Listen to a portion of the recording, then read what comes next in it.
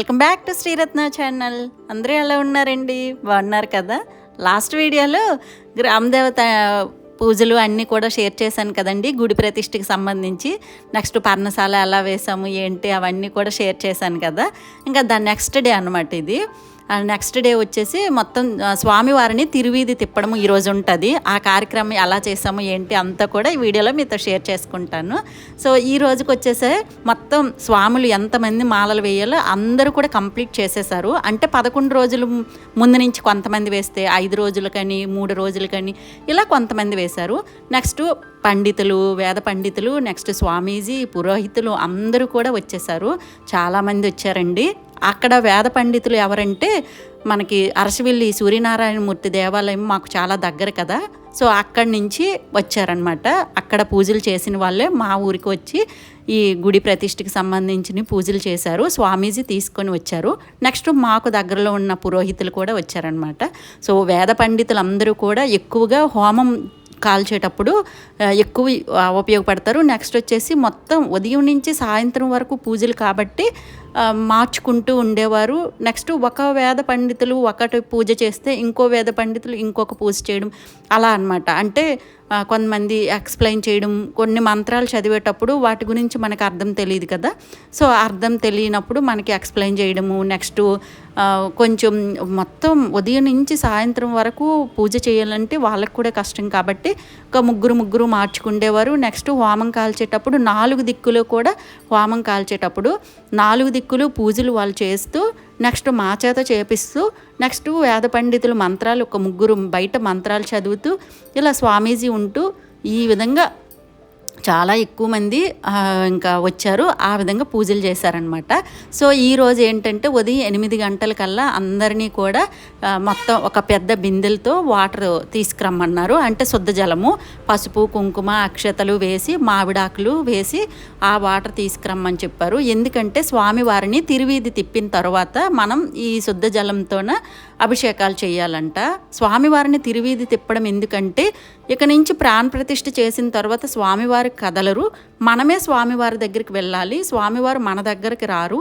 ఇదే ఇంకా మనం ప్రతిష్ఠ చేసేటప్పుడు స్వామి ఇంకా ఇదంతా కూడా మా ఊరు, మా పొలిమేరలు, మా ఇల్లులు, మా వాడ ఇదంతా కూడా చూడండి స్వామి అని రాముల వారికి, సీతమ్మ తల్లి, లక్ష్మణమూర్తి, ఆంజనేయ స్వామి ఈ 4 విగ్రహాలు ఉంటాయి కదా. ఈ 4 విగ్రహాలని కూడా అదే ఆ రాముల వారిని మొత్తం బండి పైన తిరువీధి తిప్పుతూ అంత డీజేలతో కోలాటం ఇంకా చాలా బాగా సెలబ్రేట్ చేసాము. మొత్తం ఈ 3 రోజులు కూడా రామనామంతో అసలు చాలా బాగా అనమాట.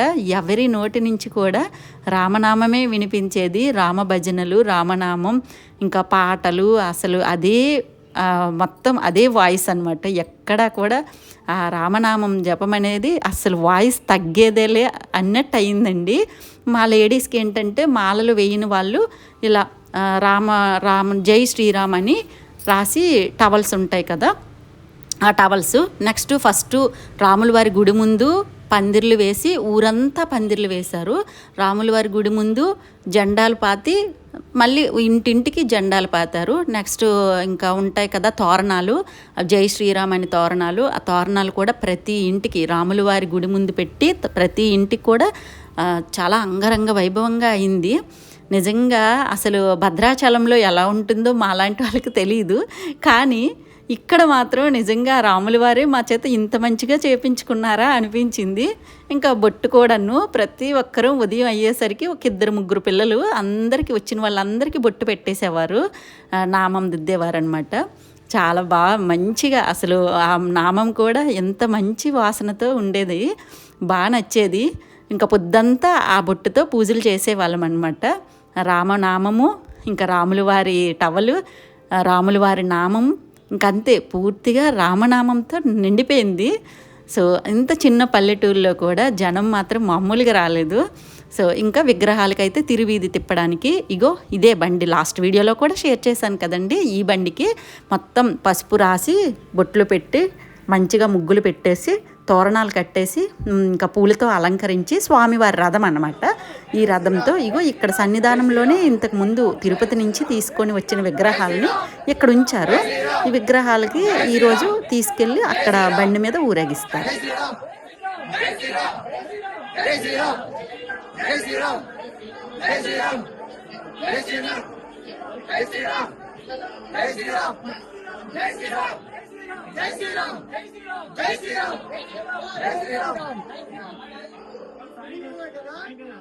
పండితులు మంత్రాలు చదువుతూ ఉంటే ఇగో ఈ బండి మీదకి స్వామివారిని, సీతమ్మ తల్లి, లక్ష్మణమూర్తి, ఆంజనేయ స్వామి విగ్రహాలన్నింటినీ కూడా పెట్టేశారు.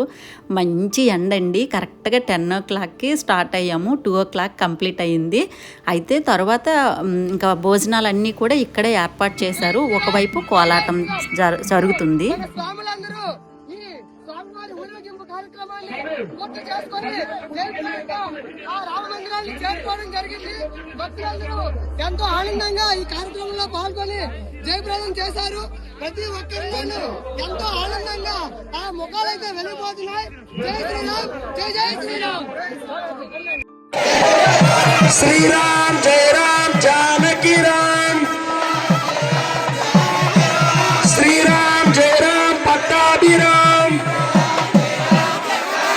శ్రీరామ్ జయ రామ్ అయోధ్య రామ్, శ్రీరామ్ జయ రామ్ జయ జయ రామ్,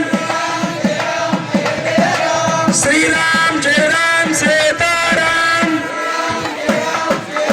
శ్రీరామ్ జయ రామ్ జయ జయ రామ్.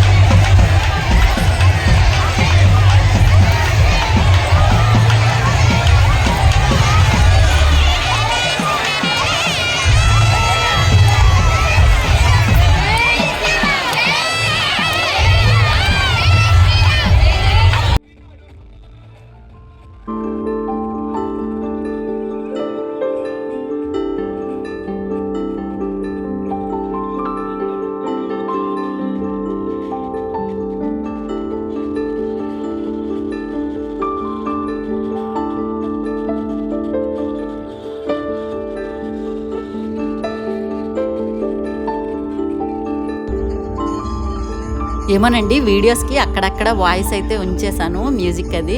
సో ఏమో కాపీరైట్ క్లెయిమ్స్, స్ట్రైక్స్ ఏవో పడితే పడవచ్చు, ఇంకా ఏం చేయలేము. కాకపోతే ఇంకా ఇందులో వీడియోకి వాయిస్ డిలీట్ చేస్తే ఇంకా అసలు ఏం బాగుండదు కదా అనిపిస్తుంది.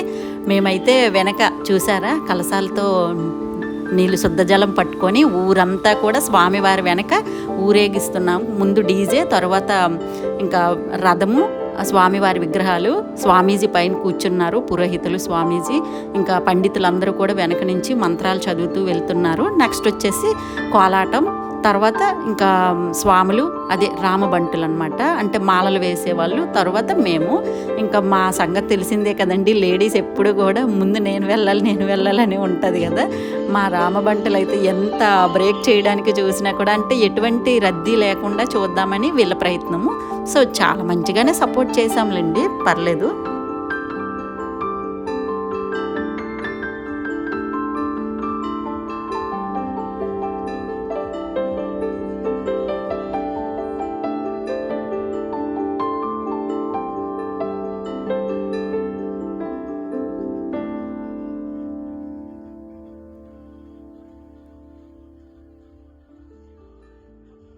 ఫస్ట్ డే ఉదయం అంతా కూడా ఈ స్వామివారి ఊరేగింపు జరిగింది కదా. ఆ తర్వాత వచ్చేసి ఇంక స్వామివారి విగ్రహాలకి పూజలు చేయటము, నెక్స్ట్ మేము తెచ్చిన అదే శుద్ధ జలంతో అభిషేకాలు ప్రతి ఒక్కరి చేత చేపించారు. చాలా ఎక్కువ టైం పడుతుంది. అయితే మేము అంటే ఈ పూజల్లో అసలు మేము ఏ టైం అప్పుడు భోజనం చేయాలి ఇది ఏం గుర్తుండేది కాదు. బాగా అసలు చక్కగా, అంటే ఏ టైం ఆకలి ఇలా ఉండేది కాదు. అందరం కూడా లేటుగా భోజనాలు చేసేవాళ్ళం. నెక్స్ట్ నైటు, ఉదయం అల్పాహారాలని, ఈ 11 రోజులు కూడా మాకు అసలు ఆకలి అనేది తెలియకుండా పూర్తిగా పూజల్లో ఉండిపోయాము. అంత బాగా అనిపించింది. ఇప్పుడు కూడా 2 వరకు ఇంత మండు టెండలో పొలిమేరల వరకు నడుచుకొని వెళ్ళి నెక్స్ట్ చాలా గట్టిగా అండి రామనామాన్ని చాలా గట్టిగా చెప్తూ ఉండేవాళ్ళమి. అంత మోటివేట్ చేసేవారు పిల్లలు కూడాను. సో వీళ్ళైతే ఇంకా అసలు స్వామి మాలల్లో ఉండి చాలా బాగా అంటే స్వామిమాల అంటే రామమాలల్లో ఉండి ఇంకా మంచిగా ఒకటే రామనామం భజనలు జరుగుతూనే ఉండేది.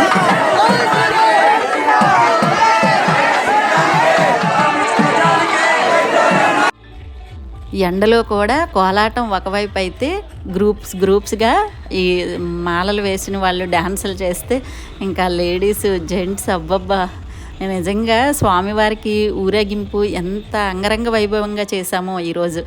నెక్స్ట్ సాయంత్రం ఇంకా పూజలు అనమాట. మధ్యాహ్నం లంచ్ అయిన తర్వాత సాయంత్రం మళ్ళీ పూజలు చేశారు. నెక్స్ట్ నైట్ భిక్షలు అయితే మాత్రం కొంచెం అంత భిక్షలు స్వాములకి మాతలకి అంత అంటే కంకణాలు కట్టుకునే వాళ్ళకి ఇంటి దగ్గర ఏర్పాటు చేసుకునే వాళ్ళమే. ఇంకా చుట్టాలు కూడా చాలా వరకు అందరూ వచ్చేసారు. అందుకనే ఇంకొంచెం ఊరంతా కిటకిటలాడుతుంది. మాకు నిజంగా ఇది ఒక పెద్ద పండగలాగా చేసుకున్నాము. సో ఫస్ట్ డే ఇలా ఉంది కదా, ఇంకా సెకండ్ డే అయితే ఇంకా ఎక్కువ జనము. మొత్తం భోజనాలు అయితే అందరికీ ఏర్పాటు చేశారు. లైట్గా అంటే ఓన్లీ సాంబారు కూర అన్నమే అయినా కూడా నిజంగా ఒక అమృతంలా అనిపించింది. అంత మంచిగా భోజనాలు అంటే ఫుడ్ టేస్ట్ అనమాట. చాలా సింపుల్గా అరేంజ్ చేసుకున్నాము. ఎందుకంటే కొంచెం ఫైనాన్షియల్గా మాకున్న దాంట్లో మేము అది బడ్జెట్లో చేసుకోవాలి అని చెప్పేసి చాలా సింపుల్గానే ఐటమ్స్ అయితే పెట్టుకున్నాం. కానీ ఐటమ్స్ టేస్ట్ అయితే మాత్రం సూపర్ అండి. ఇంకా అసలు టైం తెలియకుండానే చాలా స్పీడ్గా 3 days గడిచిపోయాయి అనిపించింది. సో ఇంకా నేనైతే అంటే ఆ వీడియో క్లిప్స్ అనేవి లేవు. స్వామివారికి మేము శుద్ధ జలంతో అభిషేకాలు చేసినవి లేవన్నమాట. సో మరుసటి రోజు పంచామృతాలతో అభిషేకాలు చేసాము. ఇంకా ఆ వీడియో క్లిప్స్ అయితే ఉన్నాయి. పిల్లలే అంతా కూడా వీడియో షూట్ చేయడం కాబట్టి నేనైతే మనస్ఫూర్తిగా పూజల్లో పూర్తిగా ఉండిపోయాను. వీడియోస్ కెమెరాస్ ఇవి ఏం పట్టించుకోలేదు. సో ఇంకా పిల్లలందరూ కూడా వీడియో షూట్ చేస్తే ఆ వీడియో క్లిప్స్ అనేవి నాకు సెండ్ చేస్తే నేనైతే వీడియోస్ని మీకు అప్లోడ్ చేయడం జరుగుతుంది. కోలాటం వాళ్ళు కూడా చాలా బాగా చేశారు. నైట్ కూడా కోలాటం పెట్టారు. ఇంకా ఏవో ప్రోగ్రామ్స్ అనమాట. 3 days కూడా ప్రోగ్రామ్స్ పెట్టారు. స్టార్టింగ్ మాత్రం మేము ఒక రోజు భోజనాలు నెక్స్ట్ సింపుల్గా గుడి ప్రతిష్ఠ చేసుకోవాలనుకున్నాము. ఎందుకంటే మా దగ్గర ఉన్న బడ్జెట్ అంతే అనమాట. కానీ అసలు ఊహించని రీతిలో అండి చందాలు చాలా ఎక్కువ. ప్రతి ఒక్కరు ఇప్పుడు ఈ కోలాటం అయినా కూడా స్పాన్సర్ చేయడము, నెక్స్ట్ ప్రోగ్రామ్స్ ప్రతి ఒక్కటి అరటిపండు దగ్గర నుంచి water packets, food, next rice bags అన్నీ కూడా చందాలైన అనమాట. అంత బాగా వస్తు రూపంలో ధన రూపంలో చాలా బాగా ఇచ్చారు.